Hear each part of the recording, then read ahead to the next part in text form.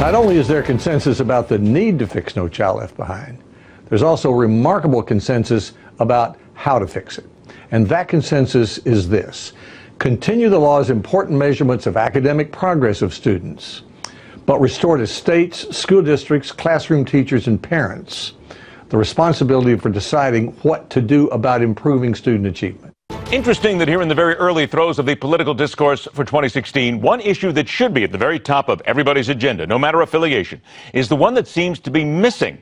Being buried in anger over immigration, Obamacare, nations getting the right to use nukes against global enemies, few of the candidates talk education. This as America just continues to slide down a list of smartest countries in the world. We're getting dumber. The world's getting smarter. Former CNN anchor and now education activist Campbell Brown recently held an education summit in New Hampshire, forcing some top presidential contenders to address education, and that alone, believing the time is long past to make our potential leaders accountable for where this nation is going when it comes to simple A's, B's, and C's. When it comes down to education, we can't talk about it enough, but I'm going to start right here with this. We both know, and the numbers I've stated tell us, that education's in trouble here in America. But how did we allow ourselves to get to this point? Because we can't just simply blame government for everything. We've got to take some responsibility somewhere along the line, don't we? I think you're right, Ed, and that's why I think that our summit tomorrow is going to be very interesting, because you have everyone who is going to be on that stage, with the exception of Carly Fiorina, is a governor or has been a governor. And I think if you look overall at where we are making progress, it's been at the state level, where governors have been very aggressive about trying to get the expansion of school choice and the expansion of charters done.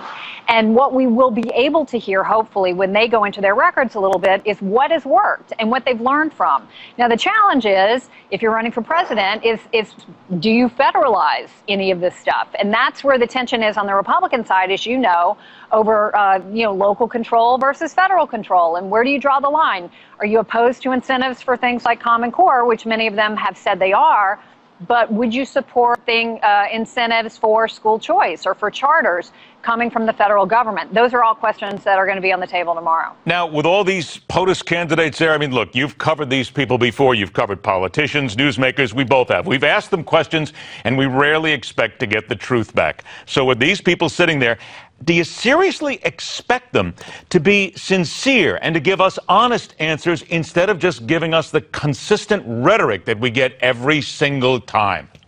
Well, here's the trick, Ed. It's hard to keep the talking points going for 45 minutes.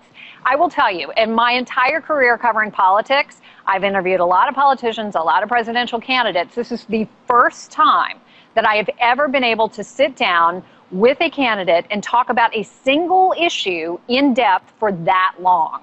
So I do think we're going to get beyond some of that. I expect probably the first 5 or 10 minutes, you may get a lot of the traditional talking points, but then we got to go somewhere else. You have to be able to talk about these issues with a level of knowledge that goes beyond that, that's more than just some briefing you got from a staffer. And because, again, as I said before, they're governors, and with Carly Fiorina, you have a former CEO who is certainly, experienced and has been well-versed on a lot of these issues. They are just going to know stuff and be able to go deeper than I think a lot of other candidates would. So I do think we have a good group, and I just think you can't keep the talking points going for that long. Now, we had a soundbite that started everything out talking about No Child Left Behind. Now, the House and the Senate plans definitely differ on this. In your opinion, then, how do we bring the lawmakers together to make this work? So there are two sticking points on that, Ed, and one is about the accountability piece. As you know, there's an amendment that's been introduced by Cory Booker and Chris Murphy that calls for accountability with regard to persistently failing schools and how do you ensure disadvantaged kids are making progress. And, you wonder whether or not President Obama will sign the bill if there's not some sort of accountability measure in there. So that's a sticking point. You have conservatives who have been arguing for, Title I dollars, that federal money that's going to poorer kids should be available for vouchers and for charters and to give parents more choices. So those two issues, I think, will be the most contentious as they try to figure things out in conference. And we'll see what sort of compromise they end up on, or end up with. But I think Lamar Alexander was right in that comment is a lot of people were amazed they got as far as they did.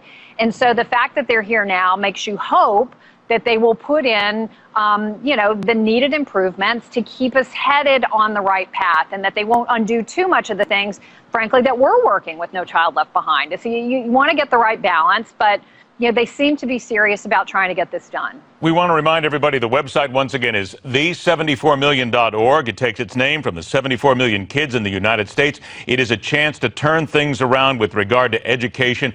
Campbell Brown, great luck with the summit. It's a pleasure to talk to you. I hope we do it again. Let's keep the conversation moving. Thank you so much. Thanks, Ed. Thanks for having me. Appreciate it. Campbell Brown's group and website, the74million.org. It's worth a look. We got to get smarter and catch up with the world. Stay smart. Stay with us. The Hardline continues next.